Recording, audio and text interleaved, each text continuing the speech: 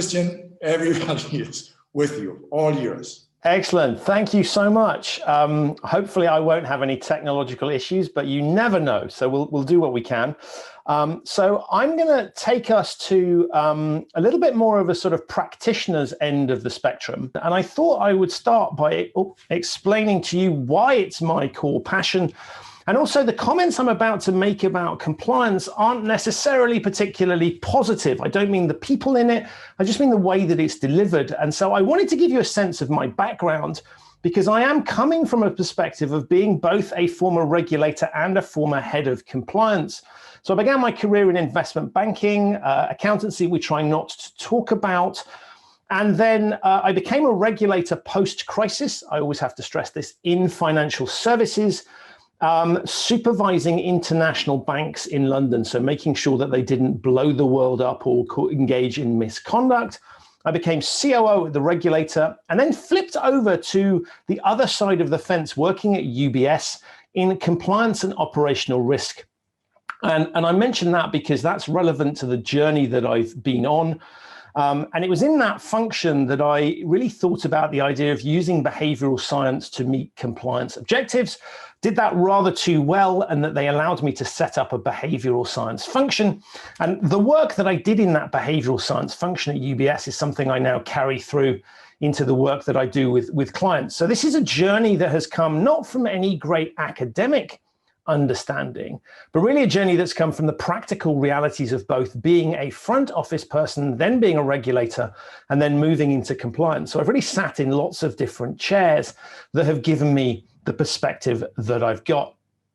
And I can't talk about my career as either a compliance officer or a regulator without bringing this gentleman in. And the number 7 that you can see top left refers to the number of days that I had been a regulator before his handiwork became known. And he's someone called Kweku Adeboli.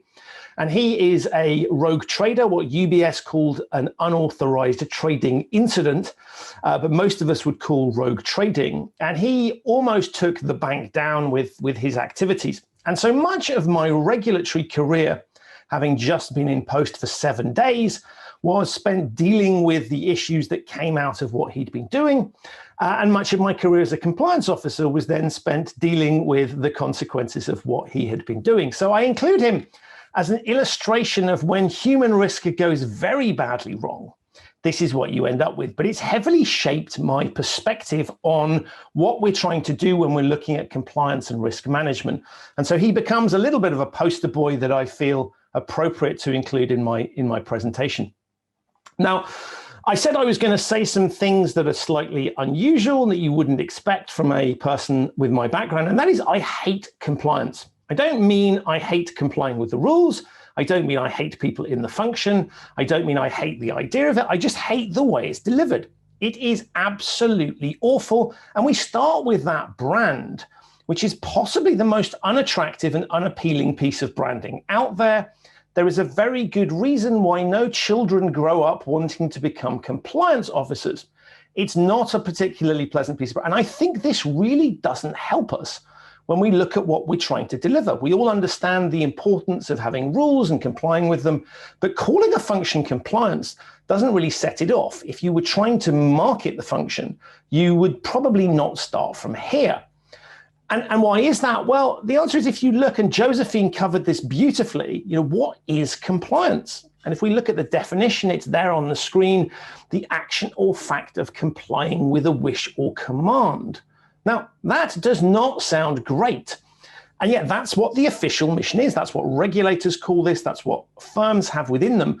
And so perhaps with that sort of branding and backdrop, we really shouldn't be surprised that the way people react to compliance is typified by the cartoon character there. Huge amounts of frustration and anger about it. It doesn't fill people with any joy whatsoever.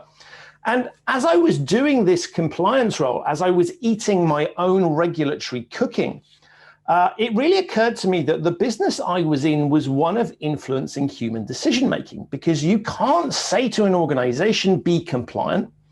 It's an inanimate object, and generally inanimate objects don't do what they're told. They're not sentient, they don't know what's going on. So if we look at what causes the problems within firms, it's people that are the root cause of the problem. They either cause problems or they make them worse. And the whole purpose of compliance is to get people to behave in a certain way. So it dawned on me as I was doing this compliance and risk role that I was really in the business of influencing human decision-making. Organizations can't be compliant of their own accord. If you want an organization to be compliant, if you want to mitigate human risk, then you need to get to the employees. You need to influence those employees. So when I'm asked what compliance is, I don't talk about rules. I don't talk about regulations. I talk about the business of influencing human decision-making, because that's what we're trying to do here. And of course, if we're trying to influence people's decision-making, historical methods go about this really badly. And so what I realized as I was doing my compliance role was that if I was in that business of influencing human decision-making, that there were lots of other people in the world who were doing the same thing. And here you are, a good example of one particular industry that is really, really good at influencing human decision-making. That's advertising and marketing. Companies wouldn't spend the millions and billions that they spend if advertising wasn't in some way effective. Now, we can argue about whether they know which bits are effective, but the basic principle is companies are investing lots of money in an activity that clearly works. And if that activity of persuading people works, then couldn't we logically borrow from what they're doing and deploy that in the fields of compliance? So what I do and the way I approach this subject is to say, let's have a look at other people doing the same thing and shamelessly steal and borrow ideas from those contexts and deploy them in the service of compliance. And what do I do to sort of codify that and think about that? Well, the answer is I use this behavioral science piece, and I've created my own definition of behavioral science purely because there are hundreds of them out there, and I thought it was helpful to have something that I could rally around. So here is my definition of behavioral science, which is understanding the real drivers of human behavior so we can influence them to deliver better outcomes. And I've highlighted two words there, which is real, obviously highlighting the fact that we often think we are motivated or other people are motivated by certain things, but actually there's often we don't even know, or if we do know, we kid ourselves. And very often compliance programs use theoretical models of human behavior to drive the outcomes they're looking for. If you compare that to advertising, which doesn't use theoretical models, which uses the actual models of how people behave, then you can see why compliance sometimes misses the trick. So focusing on the real rather than theoretical, very important. And then the second piece that I always highlight to people is to say, look, behavioral science works both ways. You can use it to do amazingly good things. You can use it to do amazingly bad things. And so one of the things that I emphasize to people as I look at this topic and as I was exploring my own journey is that actually we are using behavioral science techniques all of the time.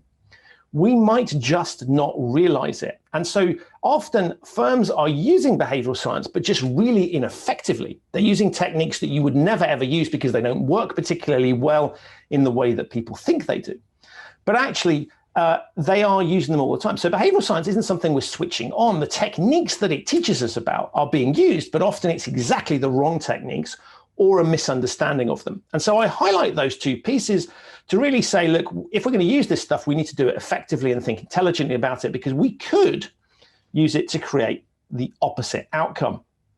And one of the questions that I often get asked, particularly by academics, is, look, why don't people understand this stuff? Because it's pretty obvious when you start to look at compliance as the business of influencing decision-making, look at what is it trying to do, that the traditional methods don't always work. And we've seen some of that in the previous speakers and panel sessions, that there is a little bit of a disconnect between the desired outcomes and the outcomes that we get from the techniques that are commonly used. And so I thought it might be helpful to stimulate a little bit of thought to talk about some of the reasons why I think I'm one of the few people that's made this journey. And that's not meant to say that I'm amazing or super intelligent, but it's just to highlight the challenge I think that we're facing when we think about these dynamics, that not every single person is going to have the benefit of some of the experiences that I had that allowed me to make this transition. And I wanted to highlight those because I think this goes to the root of the practical challenge. And so the first piece I think was critical was that I'd been in the front office. So I've been in the target audience that we're trying to convince. And this is not, as they say in certain parts of the US, and I'm sure is equally applicable in Argentina, this is not my first rodeo. I have been around long enough to see how traditional compliance programs feel on the ground. I've been in the audience that you're trying to persuade, and I've suffered some of those pieces. I think that the second piece was I've eaten my own regulatory cooking. So I know what the regulator was trying to do because I was the regulator. And so when it came to implementing things that I could see on the ground weren't working, I knew what the spirit of the law was and I knew the genesis. And so I felt very confident in questioning and challenging the way that UBS, but also the industry as a whole, was doing things.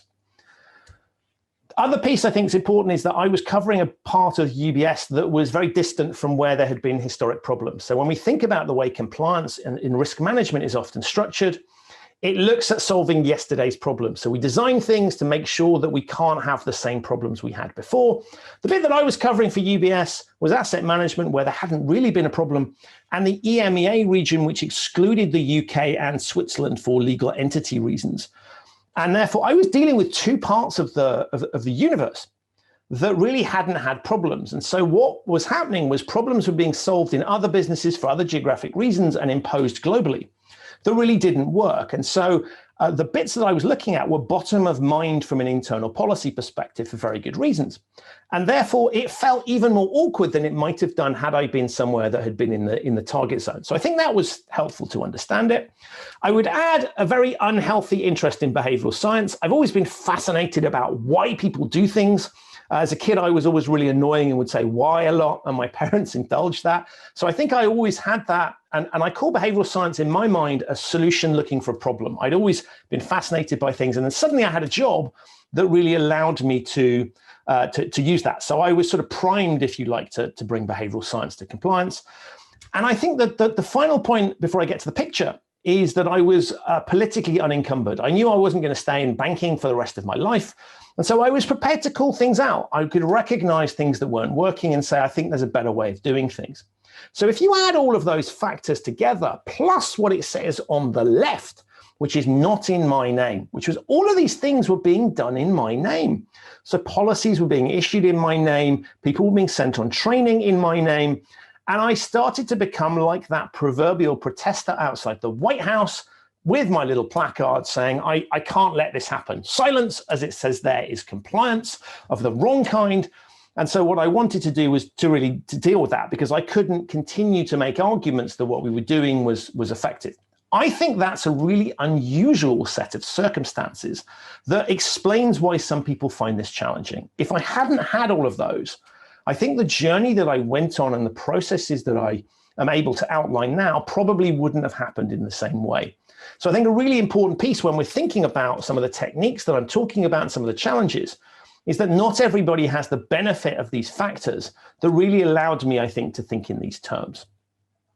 Now, when I look at why does traditional compliance go wrong, I think this is about misunderstanding the target audience. And I don't mean accidentally misunderstanding, I mean deliberately misunderstanding. And that's why I've put those little inverted commas. We often think that because we employ people, we have the right to tell them what to do. And of course, that's legally correct, very theoretically correct. You can tell people what to do. But as we've heard from Josephine, that promotes certain reactions to people. And of course, in a world where we need quality of compliance and in an uncertain world where we need people to think for themselves, if we just treat people like they are tools of employment, like they are literally human resources, then we will miss the opportunity to impose compliance and risk management regimes that use the benefit of their common sense, their knowledge, and their experience. So I think what we're doing here is often intentionally misunderstanding, thinking that we can just tell people what to do and there won't be any consequences. And of course, there are situations where that makes sense. The nuclear power industry is a good example. Food safety is another one. You can just tell people what to do. But in many situations, that technique is deployed without thinking about the consequences, intentionally not thinking about it from their perspective because you don't think you have to. And to my mind, you absolutely do. And here's an example from the streets of London that we've seen recently, and we've all seen lots of examples of COVID non-compliance. I think this is a really good example, a sign that says practice social distancing. And what are the lovely people of the UK doing? Nothing of the kind. And that's because I think this is a really bad way of getting that message across. But it's a really good illustration of where compliance goes wrong. We do something that's theoretically smart. We put a sign up, so obviously people will do it. But in practical terms, we know that they don't. And I like to look at the model of what we're trying to do in compliance through this lens. And I've called it evolution because I think we, to a certain extent, track our experience as people as we grow up through the same sorts of lenses. And so there are various techniques that we can use to get employees to do what we want. And I trace these through our lives as we grow up. So when we're very young, we live in a command-based structure. We are told what to do because we don't know any better. We're small children. We have no sense of anything. So instructions and orders, what happens? We just get told. As we get older, we have a bit more awareness. Parents can start to issue rules and regulations. That's what I call a compliance environment. As we get even older, they have to bribe us and punish us. So we get economics kicking in. And then finally, we get really old and we have a nice marketing approach, which is you're old enough to know. So we're just going to give you information. And a bit like anti-smoking campaigns, we'll just expect you to interpret that information correctly. And that's what sits, I think, in the traditional compliance toolkit. As I say, sometimes those methods are very appropriate. There are some times where you can just tell people what to do. There are times where penalties and rewards deliver that. But I think the mistake that we make is we don't think consciously about which we're using and why we're using it. And very often we veer towards the left-hand end of the screen when actually we could be much more intelligent about it, which leads us to where I want to take this world on an evolutionary basis into behavioral science and behavioral design. And if we can think about which methods are appropriate when, and potentially think about alternative methods, borrowing from advertising and from other contexts, I think we can start to look at the compliance toolkit as a much more effective thing, as a much better thought through thing that will get stronger engagement from our population, but will also deliver the outcomes that we want from a qualitative perspective. And I just thought I would pick 2 or 3 examples. These will probably resonate with those of your audience that are in compliance as to where we're getting things wrong and how we might get it better. And my favorite example is the world of policies. What is the answer in most organizations when you want to find out whether you can do something? Is read the policy. Now, we all know from the real world that, particularly me as I'm a man, my likelihood of reading an instruction manual for a new gadget that I've bought is pretty limited. So there is unlikely that I'm excited by the idea of reading a policy that looks something like this. You can't see it there, fat book anyway, something like that. And oh, I've now hit my mouse, human risk everywhere. So it's unlikely that we're going to want to read through a fat policy. And yet, logically speaking, that's a sensible approach. But if we just say to people, fight your way through a policy, that's not engaging the population. It's a classic example of a theoretical solution that doesn't work on a human perspective. And one of my favorite examples that I think really illustrates the gap between how we behave in the real world and how we are expected to behave in organizations is the idea of an annual attestation. Many organizations say to their employees, you must attest that you've read, understood, and complied with all the policies. And that, again, makes sense from a theoretical perspective. But if we think about what happens in the real world, where we are allowed to be ourselves, anytime we are asked to do something similar, we tend to rebel, or we just accept the process and don't pay any attention. So if you download an app, you download a piece of software, here's an example from iTunes, you're required to click and attest that you have read the terms and conditions. Now, do any of us actually do that? No, we just click, we want to get the software, and we want to get the software, and we know that we can't negotiate with Apple. There is no room for we either accept the terms or we don't. So we're pre-programmed to tick that box and click and just move on, not pay any attention to them, because presumably they wouldn't be doing something illegal. And in any case, I just want to get on with stuff. So I click. I'm preconditioned to click. Same thing when I go and rent a car. It's the most unpleasant experience in the world. You turn up, they try and sell you a whole load of insurances and fuel, and you just want to get the car and drive off. And we are all required to sign a whole load of paperwork that says we've read a whole load of terms and conditions.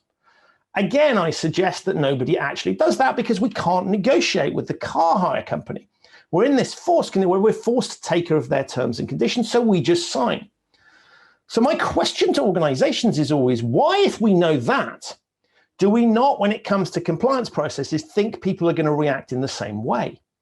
Because if you're presenting me with something that I have to sign just to keep my job, then there's a high likelihood I'm going to treat it the same way as I would do in the real world. And I can tell you that I've read it and I can tell you I've done those things, but spiritually, we know that I probably haven't. And yet many compliance programs rely on a presumption that somehow when people attest to something, it's accurate. And my question, therefore, to regulators and the compliance people is, why do we do this? Why do we think that people are somehow different in an organization to they are in the real world?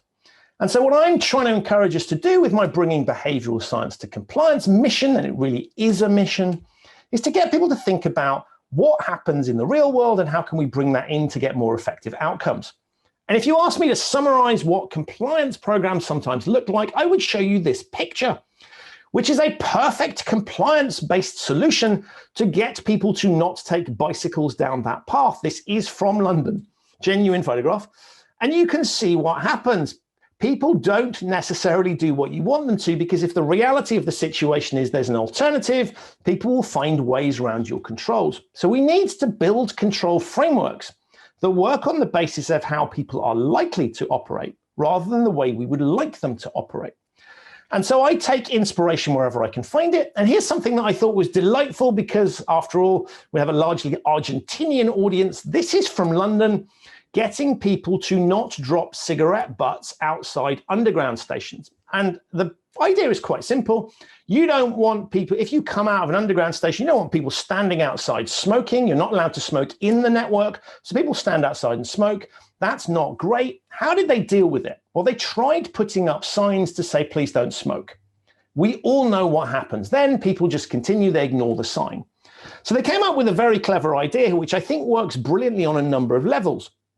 And the idea here simply is that you put this a little bit away from the station to get people to move away, and you make the idea of using your cigarette butt as a voting tool to give people a sense that actually there's a better place they could put it on the floor.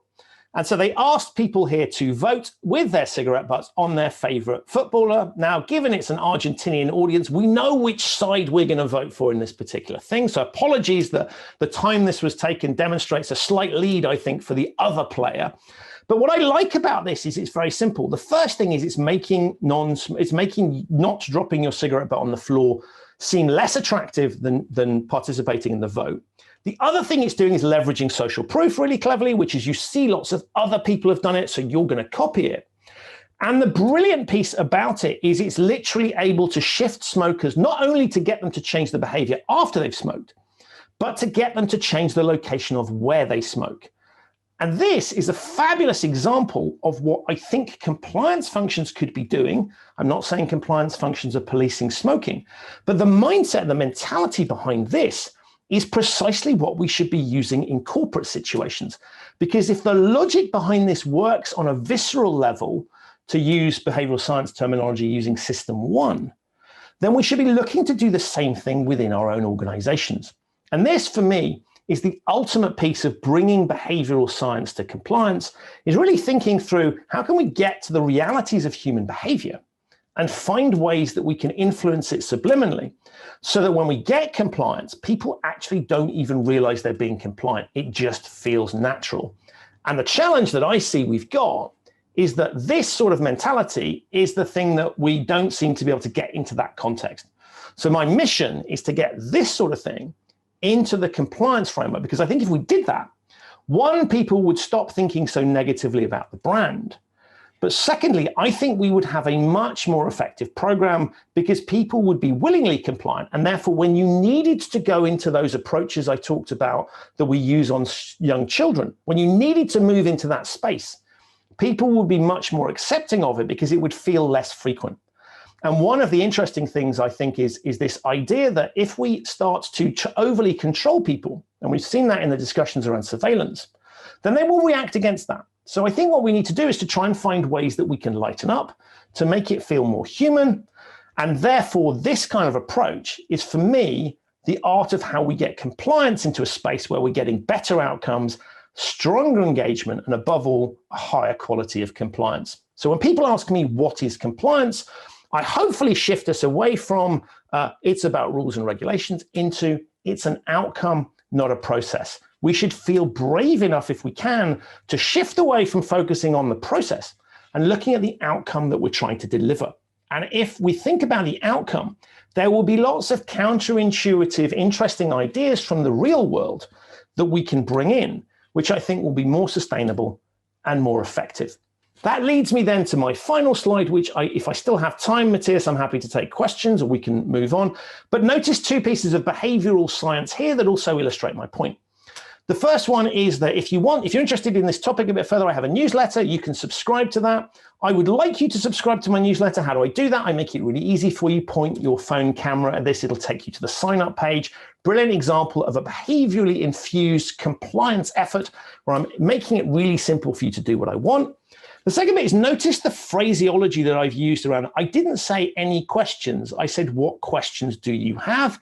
Really important piece of framing there, because what I've said is I expect that there will be questions. What are they? Rather than saying, are there any questions, which allows for the possibility that there might not be any. With all of that said, I will turn back to Matthias and allow him to decide whether I'm allowed to take questions or whether we will be moving on to the next session. Thank you for listening.